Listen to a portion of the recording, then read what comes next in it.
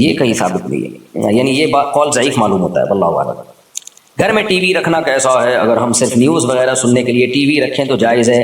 جو گھر میں ٹی وی رکھتے ہیں تو پھر بیوی رکھنے کا کوئی فائدہ اس لیے نہیں ہوتا کہ سارا دن ٹی وی ہی دیکھتے رہتے ہیں، تو ٹی وی سے زیادہ بیوی کو فوکس کر لیں آپ۔ بہرحال ٹی وی اگر صرف آج کل تو ٹی وی اور انٹرنیٹ میں فرق ہی ختم ہو گیا ہے، تو میرا خیال یہ مشورہ یہ کہ ٹی وی نہ رکھیں آپ۔ انٹرنیٹ تو سب کے گھروں میں ہی ہے، نیوز اسی پہ سن لیا کریں، کیونکہ ٹی وی جو دکھائے گا وہ آپ دیکھیں گے، انٹرنیٹ میں جو آپ دیکھنا چاہیں گے وہ آپ دیکھیں گے۔ تو ٹیلی ویژن میں تو ڈرامے فلموں کے لیے جہاں تک میری معلومات ہے زیادہ تر ڈراموں فلموں ہی کے لیے رکھا جاتا ہے، وہ نیوز کے لیے نہیں زیادہ تر رکھا جاتا آج کل۔ تو آپ کی کیا نیت ہے یہ آپ جانیں، اللہ میاں جانیں۔ میرا مشورہ یہی ہے کہ بیوی کو فوکس کریں آپ ٹی وی کے بجائے، بیگم سے باتیں کیا کریں، اس سے خبریں پوچھ لیا کریں، اور اگر واقعی کوئی نیوز دیکھنی ہے تو انٹرنیٹ لگائیں۔ آج کل تو موبائل پہ آپ کوئی بھی ٹی وی چینل لگا لیں، نیوز چینل، وہ اس پہ نیوز ہی آئیں گی۔ میرا مشورہ یہ، اپنے آپ کو گناہ میں مت ڈالیں، گناہ میں ڈالنے سے بچائیں اپنے آپ کو۔ اور پھر آپ گھر سے باہر جائیں گے تو پیچھے گھر والے بچے بیٹھ کے ٹی وی پہ کیا دیکھ رہے ہیں، ڈرامے فلمیں، انہی میں لگے رہیں گے۔ کیا ڈاکٹر فرحت ہاشمی کی تفسیر سن سکتے ہیں، لیکن کوئی چیز بھی اگر کنفیوژن پیدا کرے تو پہلے علماء سے پوچھیں اور علماء کی رائے کو باقی تمام آراء پر ترجیح دیں۔ کسی ایکٹر کو فالو کرنا، اس کی جیسے ڈریسنگ کرنا، اس کے جیسے بال بنانا کیسا ہے؟ جائز نہیں ہے۔ نبی صلی اللہ علیہ وسلم نے فرمایا المرء مع من احب یوم القیامہ، جس سے محبت ہوگی قیامت میں اسی کے ساتھ حشر ہوگا۔ تو جو ایکٹر بننا ہے اور ڈراموں فلموں میں کیا بےہودگی بے حیائی ہے، کسی سے مخفی نہیں ہے۔ تو جب یہ عمل ناجائز ہے تو اس عمل سے محبت کا اظہار، ان لوگوں سے محبت کا اظہار بھی ناجائز ہے۔ یہ مطلب نہیں ہے کہ ایکٹروں کو آپ جہنمی کہنا شروع کر دیں اور ان پہ لعنتیں بھیجنا شروع کر دیں، نفرت کا اظہار شروع کر دیں، یہ تو کسی کے لیے بھی اس طرح ٹھیک نہیں ہے۔ لیکن یہ کہ ان کی پرسنل، ان کی جو ان جیسا بننے کی کوشش کرنا، تو پھر اللہ کہے گا ٹھیک ہے پھر انہی کے ساتھ۔ ایک طرف انبیاء، پیغمبر، علماء، صلحاء، جیسے قرآن میں آتا ہے انعام یافتہ لوگ چار ہیں، من النبیین والصدیقین والشہداء والصالحین۔ پیغمبر، صدیقین یعنی صدیق کہتے ہیں وہ علماء جن کا عمل ان کے علم کے مطابق ہو۔ ہر مولوی کا عمل اس کے علم کے مطابق نہیں ہوتا۔ کتنے مولویوں کے اسکینڈل آ رہے ہوتے ہیں، کتنے قاریوں کے اسکینڈل آ رہے ہوتے ہیں، بچوں کے ساتھ پکڑے گئے اور کرپشن میں پکڑے گئے، یہ کر دیا وہ کر دیا۔ تو اس لیے کہا کہ وہ علماء جن کا عمل ان کے علم کے مطابق ہو۔ الحمدللہ میجورٹی علماء کی، قاریوں کی آج بھی نیک ہے، چند بے شرم لوگ ہوتے ہیں جن کی وجہ سے پورا طبقہ بدنام ہوتا ہے۔ تو ایسے عالم جن کا عمل ان کے علم کے مطابق ہو، ان جیسی شفاعت اختیار کریں۔ نمبر 3 والشہداء، شہید ہیں جو اللہ کے لیے اپنی جان دیتے ہیں۔ اور تیسرا صالح، نیک پرہیزگار لوگ، نمازی لوگ، صدقات و خیرات کرنے والے، نماز پڑھنے والے، تو ان جیسی مشابہت اختیار کریں گے تو ان کے ساتھ حشر ہوگا۔ تو ایکٹر لوگ تو بیچارے ٹھیک ہے، بہت ساری خوبیاں ایکٹروں میں بھی ہوتی ہیں، بعض ایکٹر بڑے سخی ہوتے ہیں، بعض ایکٹروں میں گلوکاروں میں انسانیت بہت، یعنی انسانیت اس سینس میں کہ وہ لوگوں کا، غریبوں کا بڑا خیال کرتے ہیں، لیکن یہ پیشہ بہرحال اچھا پیشہ نہیں۔ جنید جمشید ورنہ توبہ نہ کرتا سنگر بننے سے اور سنگر ہونے سے، اس نے توبہ کی ہے جوانی میں، اور پھر دیکھو اس کے جنازے میں اللہ نے اس کو کتنی عزت دی۔ تو ورنہ اس کے لیے تو رنگ رلیاں بہت تھیں آگے، بہت بڑی راہیں کھلی ہوئی تھی۔ تو اس لیے ان کے ساتھ محبت کا اظہار، یا ایکٹروں کے ساتھ، گلوکاروں کے ساتھ ان جیسی یہ مشابہت اختیار کرنا، یہ بہت برا عمل ہے۔ تو گناہ کرنا الگ چیز ہے، گناہ گاروں سے محبت ہونا اس سے بھی زیادہ بری چیز ہے۔ محبت جو ہے نا، محبت، یہ بعض لوگ گناہ گار ہوتے ہیں لیکن محبت ان کو علماء سے ہوتی ہے، تو یہ بڑی نیکی کی بات ہے۔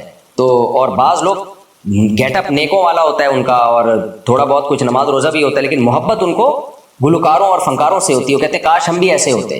نبی صلی اللہ علیہ وسلم نے فرمایا امت کی مثال 4 طبقے کی ہے، ایک وہ جس کو دولت دی اور وہ گناہ میں استعمال کرتا ہے، یہ بھی گناہ گار ہے، اور ایک وہ غریب ہے جو کہتا ہے کہ میرے پاس دولت تو نہیں لیکن کاش میں بھی ایسا ہوتا۔ فرمایا دونوں ایک جیسے ہیں برائی میں۔ اور کچھ ایسے ہیں جن کے پاس پیسہ نہیں ہے لیکن ان کی تمنا ہے کاش جن کے پاس پیسہ ہے ہم بھی ان جیسے ہوتے اور ہم بھی ان جیسے خیر کے کاموں میں خرچ کرتے۔ تو آپ نے فرمایا یہ دونوں اجر میں برابر ہیں۔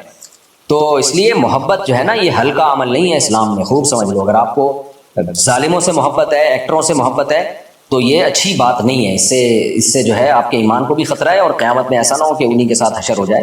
تو بعض لوگ کہتے ہیں کہ ہم گانے سنتے ہیں تو سنگروں سے محبت کیوں نہ کریں؟ تو میں ان سے کہتا ہوں کہ گانے مت سنو، لیکن اگر سن بھی رہے ہو، گناہ کر رہے ہو، تو گناہ کو گناہ سمجھ کے تو کرو نا۔ چرس پی رہے ہو لیکن محبت چرسیوں سے کر رہے ہو، تو چرس پی رہے ہو تو برا سمجھ کے تو پیو کہ یار یہ محبت کے قابل نہیں ہے، تو ایک برائی سے تو بچ جاؤ گے، شاید اس نفرت کی وجہ سے اللہ آپ سے وہ گناہ چھڑوا دے۔ تو آپ اگر گانے سن رہے ہیں، فلمیں دیکھ رہے ہیں، گناہ کر رہے ہیں، آپ اس گناہ کو گناہ تو سمجھیں نا۔ آپ یہ نہ بولیں کہ ان سے یہ کوئی محبت کے قابل لوگ ہیں، بولے بھائی انہوں نے تو ہمارا بھی بیڑا غرق کیا، گناہوں میں لگا دیا، تو ہم کیوں ان جیسا گیٹ اپ اختیار کریں؟ کیا تہجد سونے سے پہلے ادا کر سکتے ہیں؟ جی کر سکتے ہیں۔ Some thing is better than nothing.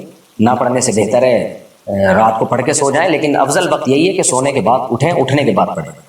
میرے والد صاحب کو بابوں پر بہت یقین ہے، وہ اپنے بابوں کی وجہ سے کالے کپڑے پہننے سے منع کرتے ہیں، کیا اسلام میں کوئی رنگ کی قید ہے؟ میں کالے کپڑے پہنتا ہوں۔ اللہ تعالیٰ ہدایت دے آپ کے ابا کو۔ ایک دفعہ جب انسان بابوں اور عاملوں کے چکر میں لگتا ہے، if if if if if, چاہے وہ بابے کو کتنا ہی الٹا پلٹا دیکھ لینا، وہ نہیں، عقیدت ختم نہیں ہوتی۔ یہ بہت ہی گندی چیز ہے یہ والی عقیدت۔ تو میں نے دیکھا ہے بابوں پہ یقین کرنے والے، بابے فراڈی ہے، ان کا سارا پیسہ، یہ دیکھیں نا، یہ جو ایک بندے کا بھی آیا تھا چوتھائی صاحب میرے کروڑ روپے کھا گئے، کروڑ روپے کھا گئے۔ وہ ایک بندے نے ویڈیو بنا کے ڈالی کہ میں روڈ پہ آ گیا، میں اس پہ ہو رہا تھا تم نے دیے کیوں؟ عقیدت میں اندھے ہو جاتے ہیں لوگ۔ تو پاکستان میں کوئی قانون نہیں ہے، سعودی عرب میں کوئی بابا مارکیٹ میں آئے تو صحیح نہ، اس کی ٹانگیں توڑ دیتی ہے حکومت۔ تو ایسا پاورفل نظام چاہیے کہ یہ جس قسم کے یہ بابے، ایک تو بزرگان دین ہیں، وہ تو ہمیشہ سے آئے ہیں، رہیں گے، ان بزرگوں کے ختم ہونے سے تو قیامت آئے گی۔ حدیث میں آتا ہے جب تک اللہ کا نام لینے والے لوگ ہیں قیامت نہیں آ سکتی۔ تو لیکن وہ بزرگ تو لوگوں کو اللہ اللہ سکھاتے ہیں، نیکی سکھاتے ہیں، اور یہ جو عقیدت کا لبادہ اڑواتے ہیں اور اپنی پوجا پاٹ پہ لگا دیتے ہیں ایک قسم کی، اور بس جو مرضی کہتے رہے، بس سر ہلاتے رہو ان کے سامنے، تو یہ خاص طور پہ روحانی عامل، تعویذ گھڑنے والے، ان لوگوں نے لوگوں کی زندگیاں برباد کر دی ہیں۔ لیکن میں لوگوں سے کہتا ہوں برباد ہوتے رہو، تمہیں اللہ نے دنیا میں بھی سزا دی، آخرت میں بھی تمہارا کوئی ٹھکانہ نہیں۔ انہی بابوں کے پیچھے لگے رہو، وہ والا فلیتا، وہ والا پلیتا، وہ ذائچہ، ناخنوں پہ تیل، اور 76 بیماریاں ٹھیک، اور واللہ عالم ابھی میں کیا زیادہ ڈیٹیل میں جاؤں۔ نہیں بھائی، یہ بہت ڈھیٹ ہوتے ہیں، آپ ان کو زمین آسمان ادھر سے ادھر کر دو، ان کی قسمت میں بربادی اللہ نے لکھی ہے۔ بہرحال آپ کے والد ہیں، میں زیادہ دور آگے چلا گیا، اپنے ابا کو پاؤں میں گر جاؤ، ان کو بولو ابا یہ بابا کسی کام کا نہیں ہے، اور دیکھو میں اس کو صبح شام لعنتیں بھیجتا ہوں، کچھ نہیں ہوگا مجھے۔ اس طرح کی باتیں کرو گے، ابا کو محبت سے سمجھاؤ، شاید ابا مان جائے۔ باقی ابا اگر کالے کپڑے پہننے سے منع کر رہے ہیں تو بابے کی وجہ سے نہیں، ابا کی وجہ سے اوائڈ کر لو، تاکہ ابا کو تکلیف نہ ہو، کیونکہ ابا کو خوش رکھنے کا تو بہرحال اللہ نے حکم دیا نا۔ وہ بابا تو بابا ہے، لیکن آپ کے ابا تو آپ کے بابا ہیں نا، وہ تو سچی مچی کے بابا ہیں۔ تو اس لیے ابا اگر ناراض ہوتے ہیں کالے کپڑے سے نہ پہنو، لیکن یہ کہ آپ اس بابے کو نکلواؤ گھر سے۔ ابھی ہمارے ایک جاننے والے ہیں، ان کے گھر میں بھی ایک بابا گھسا ہوا ہے، وہ بیٹا میرے پاس آتا ہے کہ میرے ابا کو بھی کیپچر کیا اس بابے نے، اماں کو بھی، پورے خاندان کا بیڑا غرق کیا ہوا ہے، اور پورا خاندان اس بابے کی عقیدت سے نکل ہی نہیں رہا ہے۔ بہت ڈھیٹ ہوتے ہیں، کم بختی ہیں۔ مفتی صاحب اگر کوئی بہت سا بیماری میں انتقال کر جائے تو لوگ کہتے ہیں کہ اس کے اوپر اللہ کی مار پڑی ہے، کہ بات ٹھیک ہے؟ بالکل ٹھیک نہیں ہے، بالکل غلط ہے۔ سخت بیماریاں یہ تو مسلمانوں کے، اہل ایمان کے گناہوں کا کفارہ ہیں۔ یہ بہت بڑی مصیبت ہے ہماری قوم میں، کوئی حادثہ ہو جائے، کوئی آگ میں بیچارہ جل گیا، کوئی پانی میں ڈوب گیا، ٹرین کے نیچے آ گیا، جی کوئی گناہ کی سزا ملی ہے۔ بھائی اللہ تعالیٰ نے دنیا میں پریشانیاں مسلمانوں کے لیے، اہل ایمان کے لیے گناہوں کا کفارہ رکھی ہیں۔ حدیث میں آتا ہے جو ڈوب کے مر جائے وہ شہید ہے، جو عورت پریگنینسی میں مر جائے وہ شہید ہے، کیونکہ یہ تکلیف دہ موت ہے۔ تو تکلیف دہ موت اگر کفر کے ساتھ نہ ہو اور ایمان کے ساتھ ہو، صبر کے ساتھ ہو، تو وہ تو رحمت ہے اللہ تعالیٰ کی۔ اس لیے ان کو ان باتوں پہ یہ کہنا کہ اللہ کی مار پڑی ہے، یہ بالکل غلط ہے۔ بالفرض اگر کوئی گناہ ہوا بھی ہوگا نا اس سے، جس کی وجہ سے ایسا ہوا ہو، تو یہ بیماری اس کے لیے رحمت بنے گی، اس گناہ کا کفارہ بنے گی۔ اور اگر گناہ نہیں ہوا تو یہ مزید درجات میں بلندی کا ذریعہ بنے گا۔ ایوب علیہ السلام کتنی سخت بیماری میں رہے ہیں۔ کیا نامحرم کا جھوٹا حرام ہے؟ نہیں، حرام نہیں ہے، لیکن ناپسندیدہ مکروہ ضرور ہے، اگر آپ کو پہلے سے پتا ہو کہ غیر محرم ہے، کیونکہ آپ جھوٹا پینے سے ویسے بھی انسان کو خود بھی غیرت آتی ہے، کسی غیر عورت کا جھوٹا پیتے ہوئے، اور عورت کو کسی مرد کا جھوٹا پیتے ہوئے، کیونکہ غیر محرم ہے نا، اس سے فری ہونے کی اجازت نہیں ہے۔ اب فری ہونے کے اصول تو یعنی شریعت نے یہ تو بتا دیا کہ اسے بے تکلف مت ہو۔ اب بے تکلفی کے جو طور طریقے ہوں گے وہ تو ہر دور میں الگ ہوں گے، ہر دور کے حساب سے ہوں گے۔ تو اس میں یہ بھی ہے کہ آپ نے جھوٹا پیا اور فوراً وہ پھر کوئی غیر عورت اس پانی کو پی رہی ہے، تو یہ بے تکلفی انگریزوں میں ہی رہنے دیں، اپنی سوسائٹی کو خراب نہ کریں۔ کچھ چیزیں ان کے لیے ٹھیک ہیں، ہمارے لیے ٹھیک نہیں ہیں۔ قضا روزے کے کتنے پیسے ہوتے ہیں اور کس کو دے سکتے ہیں؟ کیا اپنی پوتی کو دے سکتے ہیں؟ قضا روزے کے پیسے ایک روزے کے 2.25 کلو گندم یا اس کی قیمت، یا 2 ٹائم کا غریب کو کھانا کھلا دیں۔ یہ ان لوگوں کے لیے جو ادا رکھ ہی نہ سکیں، یعنی صحت اتنی خراب ہو چکی ہو کہ سردیوں میں بھی روزہ رکھنا ان کے لیے ممکن نہ ہو، لیکن پوتی کو نہیں دے سکتے۔ اپنی بیوی کو، بیوی اپنے شوہر کو، اپنی اولاد کو، اپنے پوتے نواسوں کو، یہ سب جو صدقات واجبہ ہیں، زکوٰۃ، فطرانہ، قضا روزے کا فدیہ، قسم کا کفارہ، یہ اپنی اولاد کو نہیں دے سکتے۔ اولادوں کی اولاد بھی اپنی اولاد ہی ہوتی ہے۔ ہاں، بھانجے بھتیجوں کو، ساس سسر کو، بھائیوں کو، بہنوں کو دے سکتے ہیں اگر وہ غریب ہیں۔ ٹی شرٹ پہن کر نماز پڑھ سکتے ہیں یا نہیں؟ ٹی شرٹ پہن کے بھی نماز ہو جاتی ہے، مگر پراپر ڈریس ہونا چاہیے، باوقار لباس ہونا چاہیے۔ نماز میں سنت یہی ہے۔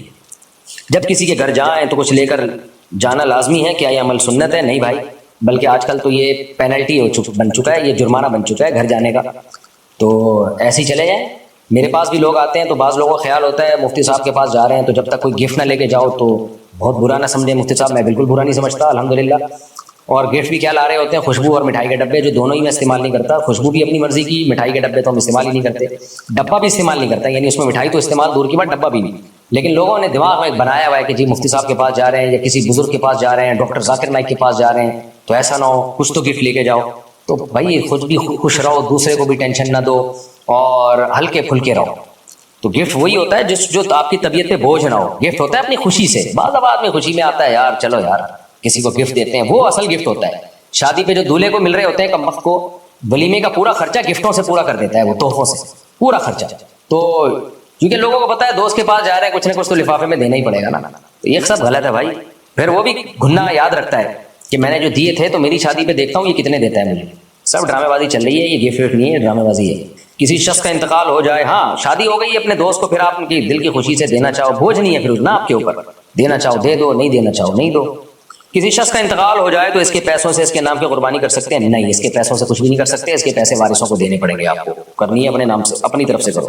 عریب شیخ انڈیا سے، کیا نماز میں 3 دفعہ حرکت کرنے سے نماز چھوٹ جاتی ہے؟ اگر نماز لمبی پڑھ رہے ہیں تو پھر کیا کریں؟ نماز میں بار بار حرکت کرنے سے نماز چھوٹ جاتی ہے.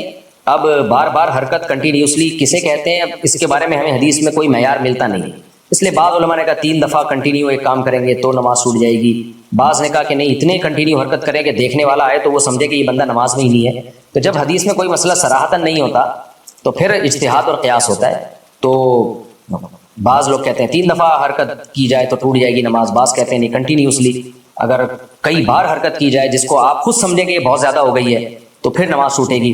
پہلا قول جو ہے وہ احتیاط پر مبنی ہے، دوسرے قول میں آسانی ہے. تو اب آپ کی مرضی بھائی. بہتر یہی ہے کہ 3 دفعہ حرکت سے بہرحال اجتناب کریں. اگر بار بار حرکت کرنی ہے، کوئی خارش ہو رہی ہے تو تھوڑا سا کھجایا، پھر تھوڑی دیر کھڑے رہ گئے تو 1 آدھ دفعہ کر لی، تاکہ کنٹینیوسلی بار بار حرکت نہ ہو. اور وہ بھی ضرورت کی حرکت ہے، بلا وجہ ہی ہل رہے ہوتے ہیں. ہمارے فرمایا کرتے تھے نماز میں نے بہت سے نمازیوں کو دیکھا ہے، نماز سے پہلے آرام سے کھڑے ہوں گے، نماز کی نیت باندھتے ہی ہلنا شروع ہو جاتے ہیں. تو حضرت فرماتے تھے نماز سے پہلے بہت اچھی طرح پوری باڈی کو کھجائیں تاکہ حسرت نہ رہے. ناک میں انگلیاں بھی گھمائیں، باڈیوں کو بھی کھجائیں، اور یوں بھی کریں، یوں بھی کریں، ہل لیں اچھی طریقے سے. اس کے بعد نیت باندھا کریں. آرام سے کھڑے ہوں گے اقامت میں بھی اور اس سے پہلے بھی بیٹھے ہوں گے، جیسے ہی نماز کی نیت باندھی وہ ہلنا شروع. یہ نماز کے یہ تعظیم کے خلاف ہے. قوموا للہ قانتین، اللہ کہہ رہے ہیں تمیز سے کھڑے ہو جاؤ، اللہ کے سامنے خشوع و خضوع کے ساتھ کھڑے ہو جاؤ. یہ کیسا خشوع و خضوع ہے کہ ہلتے ہی رہتے ہیں. قد افلح المؤمنون الذین هم فی صلاتہم خاشعون. اللہ کہتے ہیں وہ مومن فلاح پا گئے جو نماز میں خشوع پیدا کرتے ہیں، خشوع و خضوع سے نماز پڑھتے ہیں. بعض لوگ داڑھی سے کھیلتے رہتے ہیں پوری نماز میں، یوں کرتے رہیں گے، ویسے آرام سے بیٹھے ہوں گے. آج کل فیشن ہے کہ آئی برو پر ایک کٹ لگایا جاتا ہے، یہ جائز ہے؟ نہیں جائز نہیں ہے. آئی برو کے بال نکالنا جائز نہیں ہے، الا یہ کہ کوئی بال خراب ہو جائیں یا یہ کہ کسی کی اتنی زیادہ گھنی ہو، بالکل ہی بھدی لگ رہی ہو. تو بعض لوگوں کی بالکل بہت یعنی نیچرل جو ایک شیپ ہے اس سے ہٹ کر ہوتی ہے تو ایک الگ بات ہے. نارملی جو آئی بروز لڑکیاں بناتی ہیں باریک کرنے کے لیے، یہ حرام ہے، ناجائز ہے، اس کے ڈیزائن کرنا بھی جائز نہیں ہے. نبی صلی اللہ علیہ وسلم نے اس عمل پہ لعنت فرمائی ہے. اور وہ سمجھتی ہے کہ ہم اچھے لگ رہے ہیں، اچھے نہیں لگ رہے ہوتے بھائی. آپ سب پتہ چل رہا ہوتا ہے یہاں سے کٹایا ہوا ہے، ایک وحشت پیدا ہوتی ہے، یعنی ایک وحشت ناک چہرہ نظر آتا ہے. دل میں جب نور ہونا ایمان کا، اعمال صالحہ کا، تو پھر انسان کو پتہ چلتا ہے کہ صحیح کیا ہے اور غلط کیا ہے. جیسے کوئی لڑکا لڑکی بن کے آ جائے اور لڑکیوں والے فیشن شروع کر دے تو جو ہومو سیکسولیٹی کے عادی ہیں، گندے لوگ ہیں، ان کو تو بہت اچھا لگے گا. لیکن جو فطرت پر ہے نا وہ کہیں گے بھائی بہت ہی گھن آتی ہے ایسے لڑکے کو دیکھ کر جو لڑکی بنا ہوا ہو. تو اسی طرح جو سلیم الطبع فطرت کے لوگ ہوتے ہیں ان کو عورت کے بڑے ناخن اور آئی بروز بنے ہوئے اچھے نہیں لگتے. تو پتہ ہے کہ یہ فطرت سے یعنی فطرت سے لڑائی ہو رہی ہے، نیچر سے بغاوت ہو رہی ہے. وہی جیسے لڑکے کوئی خوبصورت لڑکا ہو لڑکیوں والے اسٹائل اختیار کرنا شروع کر دے تو الٹی آتی ہے اسے دیکھ کے، گھن آتی ہے کہ ہیڑا لگ رہا ہے. لیکن یہ کہ آپ یہ گندے لوگ ہوتے ہیں ان کو تو بڑا اچھا لگ رہا ہوگا. اگر جسم پر آئل پینٹ لگا ہو تو کیا وضو ہو جائے گا؟ نہیں، وضو نہیں ہوگا، اس کو اتارنا لازم ہے، تھنر وغیرہ سے کسی بھی چیز سے اتاریں. اگر وضو کے بعد جسم سے مسلسل خون ٹپک رہا ہو تو کیا نماز ہو جائے گی؟ نہیں، نماز نہیں ہوگی. تو جب خون رکنے کا انتظار کریں. لیکن اگر اتنا زیادہ ہے کہ پورا نماز کا ٹائم گزر جائے وہ خون رک ہی نہیں رہا تو پھر معذور ہے، پھر اسی وضو سے نماز پڑھ لیں.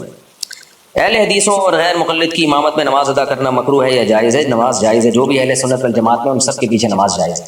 البتہ آپ کو 100% یقین ہو کہ انہوں نے عام موضوع پہ مسا کیا ہے اور پھر یہ نماز پڑھا رہے ہیں تو پھر آپ کی نماز نہیں ہوگی.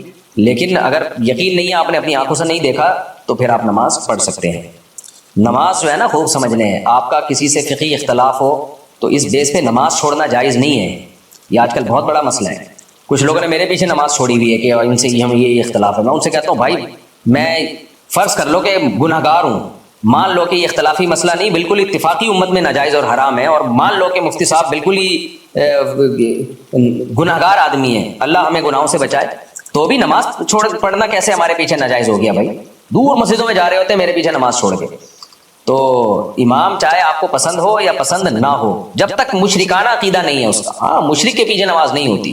تو یہ فنڈر گیری آج کل جو لوگوں میں چل رہی ہے، اس کے پیچھے نماز پڑھوں گا، اپنی ذاتی انا بہت چل رہا ہوتا ہے. اور صحابہ نے حجاج بن یوسف کے پیچھے نمازیں پڑھی ہیں، اتنا ظالم، اس کے پیچھے نمازیں پڑھی ہیں. تو آپ جماعت سے نماز نہیں چھوڑ سکتے، اپنے محلے کی جو مسجد ہے اس کے پیچھے، امام کے پیچھے آپ کو نماز پڑھنی پڑے گی. اور محلے کی مسجد چھوڑ کر آپ دور دور جا رہے ہیں نماز پڑھنے کے لیے، یہ بھی ٹھیک نہیں. تو آپ کو اپنی اجتماعیت ہے شریعت میں. مذہبی لوگوں میں یہی ہوتا ہے، تھوڑا سا کسی اختلاف ہو، ڈیڑھ کی اپنی الگ مسجد بنا لی انہوں نے. تو آپ کی مسجد کے قریب اہل حدیث کی مسجد ہو یا حنفیوں کی ہو یا کسی کی بھی ہو، آپ نماز پڑھیں گے اس کے پیچھے. اسی طرح اہل حدیث بھی میں نے دیکھے ہیں، بعض یہاں ہمارے پیچھے نماز نہیں پڑھ رہے ہوتے، ان کو کہتے ہیں یہ حنفی ہے، اور بعض ہمارے لوگ اہل حدیث کے پیچھے نہیں پڑھ رہے ہوتے. تو یہ نہیں ہوتا بھائی، جب تک مسلمان ہے، اہل سنت والجماعت میں ہے، عقیدہ شرکیہ نہ ہو، تو اس کے پیچھے نماز آپ کو پڑھنی پڑے گی اپنے محلے میں. آپ جماعت، اپنے محلے کی جماعت نہیں چھوڑ سکتے. ہاں عقیدہ شرکیہ ہو، جیسے میں نے بتایا، قبروں سے مانگتا ہو اور جو ہے وہ استمداد کا قائل ہو قبروں سے، یا جو بھی شرک سوسائٹی میں نبی کو حاضر ناظر مشکل کشا حاجت روا سمجھتا ہو، یہ تو پھر شرک ہے. مشرک کے پیچھے نماز نہیں ہوتی، باقی سب کی نماز ایک دوسرے کے پیچھے ہو جاتی ہے. فرض نماز کی قضا کا، ہاں اچھا، یہ جو میں نے کہا عام موضوع پہ مسا، اس کی وجہ یہ ہے کہ اس میں نبی صلی اللہ علیہ وسلم کے دور میں یہ موضوع تھے ہی نہیں، اور قرآن نے ہمیں پاؤں دھونے کا حکم دیا ہے. تو قرآن کے پاؤں دھونے کا حکم اتنی کمزور دلیلوں سے چھوڑا نہیں جا سکتا. تو کوئی اہل حدیث اگر موضوع پہ مسا کر کے نماز پڑھ رہے ہیں، ان کو پڑھنے دیں، بحث بحث نہ کریں.